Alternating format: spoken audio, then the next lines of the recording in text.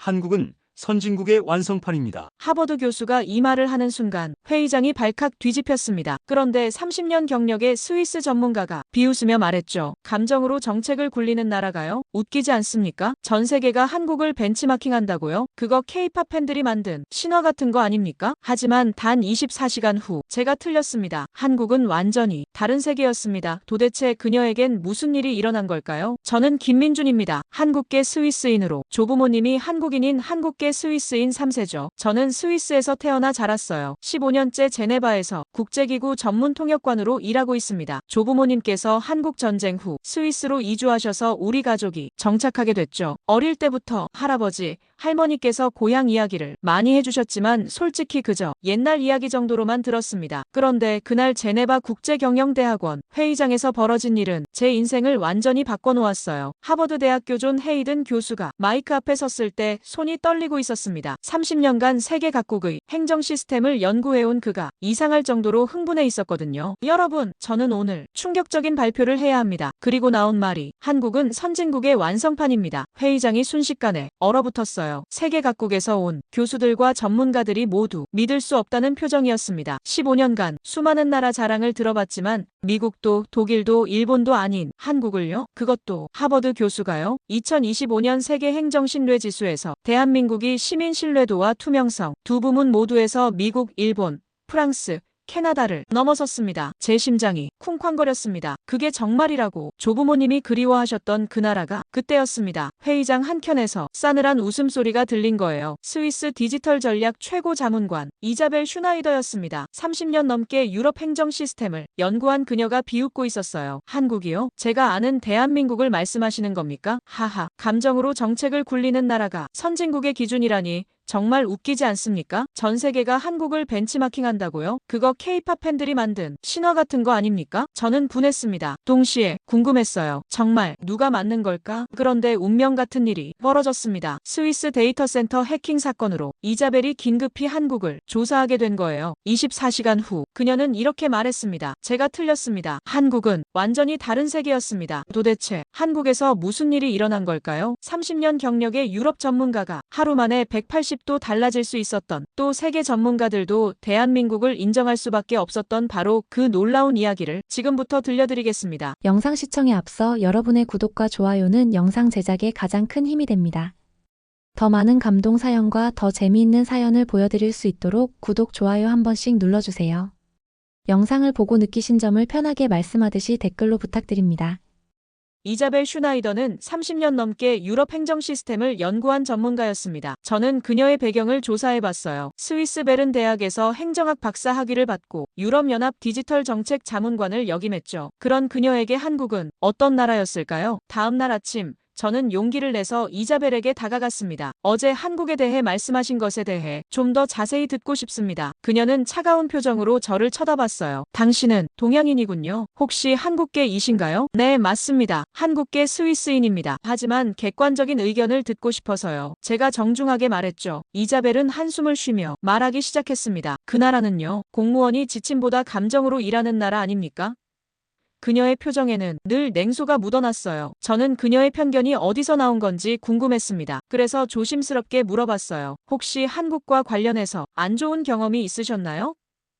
이자벨의 표정이 잠깐 어두워졌습니다. 20대 시절 제 아버지가 한국 기업에 투자했다가 전 재산을 잃었어요. 회계 부정과 신뢰 붕괴 때문이었죠. 그녀의 목소리에는 아픔이 묻어 있었습니다. 그 사건 이후로 제 머릿속에는 한국은 위험한 나라, 지침보단 감정으로 일하는 거짓말쟁이 나라라는 등식이 새겨졌어요. 저는 그제야 그녀의 편견을 이해할 수 있었습니다. 개인적인 상처가 있었던 거죠. 하버드 시절에도 지도교수가 말했을 때 이자벨이 회상하듯 말했습니다. 대한민국도 디지털 성공 사례의 나라야라고 하셨죠. 하지만 저는 비웃으며 말했어요. 그 나라는 기술이 아니라 감정으로 정책을 돌리는 나라예요 라고 말이죠. 저는 답답함을 느꼈습니다. 그녀의 편견이 너무 깊이 뿌리박혀 있었거든요. 그럼 직접 확인해 보신 적은 있으신가요?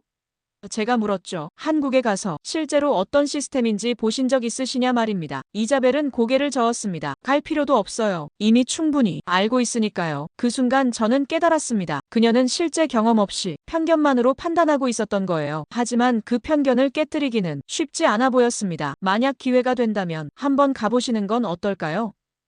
저는 조심스럽게 제안했습니다. 이자벨은 비웃듯 말했죠. 시간 낭비예요. 한국처럼 감정에 앞선 나라 따위가 우리보다 나을 리 없어요. 그녀의 확신은 완고했습니다. 그런데 바로 그때 놀라운 일이 일어났습니다. 유엔 사무총장 보좌관이 회의장으로 들어온 거예요. 긴급 상황이 발생했습니다. 스위스 연방 데이터 센터가 해킹당했습니다. 회의장이 술렁였어요. 각국의 디지털 회복력 모델을 긴급히 조사해야 합니다. 보좌관이 계속 말했습니다. 이자벨 박사님께서 현장 실사를 담당해 주시기 바랍니다. 이자벨의 표정이 진지해졌어요. 이것은 그녀의 전문 분야였거든요. 어느 나라부터 조사하면 될까요?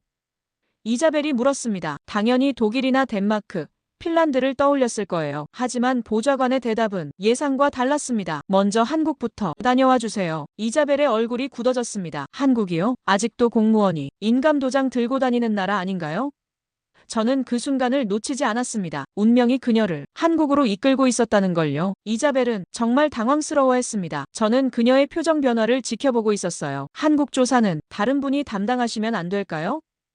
그녀가 보좌관에게 간청했죠. 하지만 거부는 불가능했습니다. 이미 모든 것이 결정된 상황이었거든요. 박사님의 전문성을 믿고 맡기는 겁니다. 보좌관이 단호하게 말했어요. 48시간 내에 출발하셔야 합니다. 이자벨의 얼굴이 점점 어두워졌습니다. 저는 속으로 기대감이 생겼어요. 드디어 그녀가 한국의 진짜 모습을 볼 수 있는 기회가 온 거죠. 이건 시간 낭비야. 이자벨이 중얼거렸습니다. 하지만 증명해줄게. 한국은 시스템이 아니라 환상이라는 걸. 그녀의 목소리에는 억지로 하는 일에 대한 불만이 가득했어요. 저는 그녀의 마음을 이해했습니다. 누구든 편견을 가진 곳에 가기는 싫을 테니까요. 공항으로 가는 택시 안에서 이자벨은 계속 불평했습니다. 30년 경력의 전문가를 한국 같은 곳에 보내다니. 저도 같은 비행기를 타게 되어서 그녀의 이야기를 들을 수 있었어요. 그녀의 편견이 얼마나 깊은지 다시 한번 느꼈습니다. 비행기에 올라서도 이자벨의 불만은 계속됐습니다. 이 비행기에서 내가 뭘 할 수 있을까?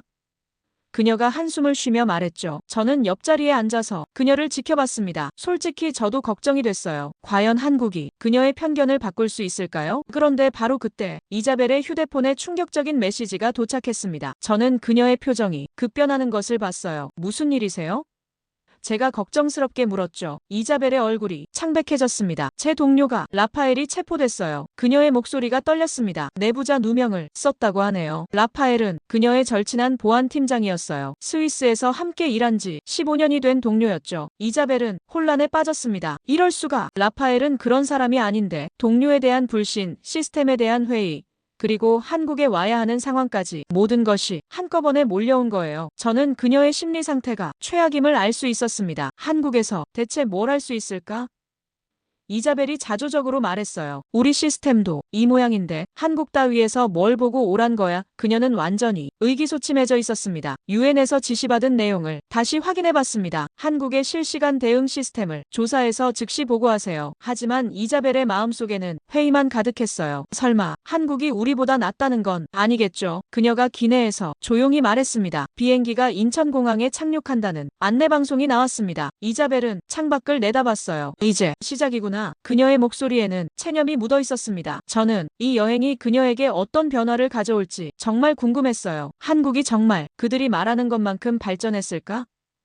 이자벨이 마지막으로 중얼거렸습니다. 곧 그 답을 알게 될 거였어요. 하지만 그때는 그녀도 저도 몰랐습니다. 단 하루 만에 모든 편견이 산산조각 날 줄은요. 인천공항 입국장에서 저는 이자벨의 표정 변화를 놓치지 않고 유심히 지켜봤습니다. 비행기에서 내린 그녀는 여전히 회의적인 눈빛이었어요. 어서 끝내고 돌아가자는 표정이었죠. 하지만 그 생각은 입국 심사대에서부터 흔들리기 시작했습니다. 단 10초 만에 얼굴 인식이 완료됐습니다. 자동 입국 심사가 끝난 거죠. 이자벨이 멈춰섰어요. 벌써 끝났나? 그녀가 당황스러워하는 모습이 보였습니다. 저는 속으로 웃었어요. 당황스러워하는 그녀의 모습을 처음 봤기 때문이죠. 짐을 찾는 중에 이자벨의 휴대폰에 메시지가 도착했습니다. 호텔 체크인 완료. 안내였어요. 이게 어떻게 가능한 거지? 그녀가 휴대폰을 뚫어져라 쳐다봤습니다. 아직 짐도 다 찾지 못했는데 이미 체크인이 완료된 거였거든요. 정부 담당자에게서 온 메시지를 읽는 이자벨의 표정이 점점 놀라워졌습니다. 귀하의 동선을 분석해 맞춤형 일정을 준비했습니다. 그녀가 멍하니 휴대폰을 들여다봤어요. 이건 영화도 아니고 어떻게 가능한 거지? 저는 그녀의 반응이 재미있었습니다. 아직 서울에도 도착하지 않았는데 벌써 당황하고 있었거든요. 이자벨 씨, 저도 처음 보는 광경이에요. 조부모님께서 말씀하신 고향과는 완전히 다르네요. 제가 솔직하게 말했죠. 그녀는 저를 쳐다보며 고개를 저었습니다. 공항에서 서울 시내로 들어서는 순간 이자벨의 눈이 더욱 커졌습니다. 도로에 실시간 미세먼지 표시판이 눈에 들어온 거예요. 저기 보세요. 그녀가 제 팔을 잡았습니다. 실시간으로 미세먼지 수치가 나오고 있어요.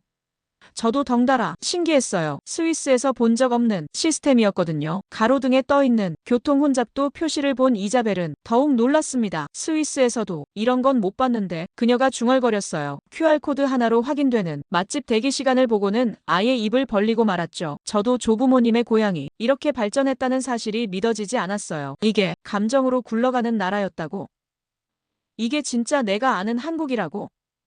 이자벨이 자기도 모르게 중얼거렸습니다. 저는 그녀의 속마음이 흔들리고 있음을 알 수 있었어요. 30년간 쌓아온 편견이 단 30분 만에 균열이 생기고 있었습니다. 호텔로 가기 위해 택시에 탔습니다. 택시 기사분이 친절하게 설명해 주셨어요. 이 모든 정보는 실시간으로 업데이트됩니다. 시민들이 더 편리하게 살 수 있도록 하는 시스템이죠. 이자벨은 고개를 끄덕였지만 여전히 믿기 어렵다는 표정이었어요. 저도 마찬가지였습니다. 호텔에 도착해서 체크인을 하는데 정말 이미 모든 절차가 완료되어 있었습니다. 프런트 직원이 웃으며 말했어요. 이자벨 슈나이더님, 환영합니다. 정부에서 미리 모든 준비를 완료해 두셨습니다. 그녀는 완전히 당황한 상태였어요. 저녁 식사를 위해 명동으로 나간 이자벨은 또 다른 충격을 받았습니다. 모든 상점에서 QR코드로 결제가 이루어지는 모습.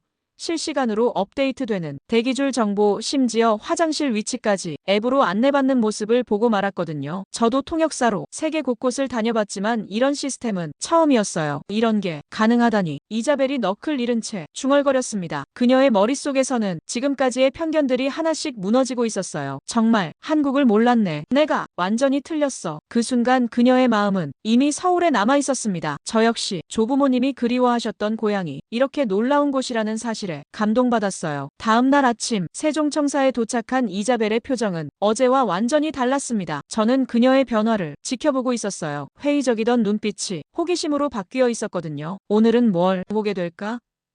그녀가 중얼거렸습니다. 회의실에 들어서자 대한민국 전체 행정 서비스가 실시간으로 대시보드에 표시되고 있었습니다. 건축허가, 주민등록, 복지수당, 민원 응대 현황까지 모든 것이 단 한 화면에 정리되어 있었어요. 이자벨은 입을 다물지 못했습니다. 담당자가 설명을 시작했습니다. 만약 시스템 지연이 5분 이상 발생하면 자동 알림이 오고 대응팀이 투입됩니다. 이자벨이 믿지 못하겠다는 듯 되물었어요. 모든 지역이 이렇게 실시간으로 관리된다고요? 대한민국은 시스템도 시민도 절대 기다리게 하지 않습니다. 담당자가 미소를 지으며 말했죠. 그 순간 이자벨의 얼굴에서 충격, 존경, 그리고 자괴감이 동시에 나타났습니다. 저는 그녀의 마음이 어떨지 상상할 수 있었어요. 이건 단순한 효율이 아니었습니다. 저는 이자벨의 마음을 읽을 수 있었어요. 사람을 배려하는 기술이었습니다. 그녀가 혼잣말하듯 중얼거렸거든요. 30년간 연구해온 행정학자로서 충격이 컸을 거예요. 서울시청 스마트시티 통제센터에서 이자벨은 더 큰 감동을 받았습니다. 시민이 올린 고장신고와 도로 파손 사진이 각 부처로 전송돼 자동으로 분석되어 24시간 이내에 처리되고 있었어요.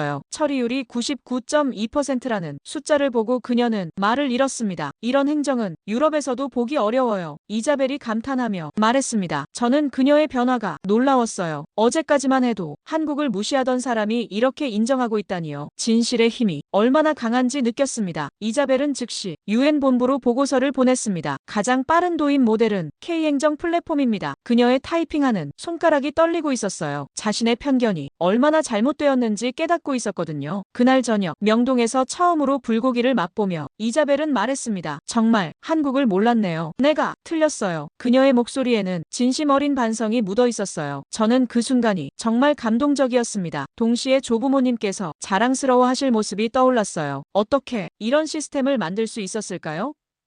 이자벨이 궁금해했어요. 저는 그녀에게 말했습니다. 아마 우리 할아버지, 할머니 세대의 희생과 노력, 그리고 기술에 대한 믿음 때문일 거예요. 무엇보다 후손들을 위한 마음이겠죠. 이자벨은 고개를 끄덕였습니다. 맞아요. 이건 기술의 문제가 아니라 철학의 문제네요. 그녀의 눈에서 깨달음의 빛이 번쩍였어요. 한국은 기술을 사람을 위해 사용하고 있구나. 그날 밤 호텔에서 이자벨은 딸에게 메시지를 남겼습니다. 사랑하는 나의 딸 엘리야, 한국에 널 꼭 데려오고 싶어. 내가 배워야 할 게 이곳에 있어. 저는 그녀의 마음이 완전히 바뀌었음을 알 수 있었어요. 편견이 사라지고 진정한 이해가 생긴 거죠. 거죠. 저 역시 조부모님의 고향에 대해 새롭게 알게 되어 뿌듯했습니다.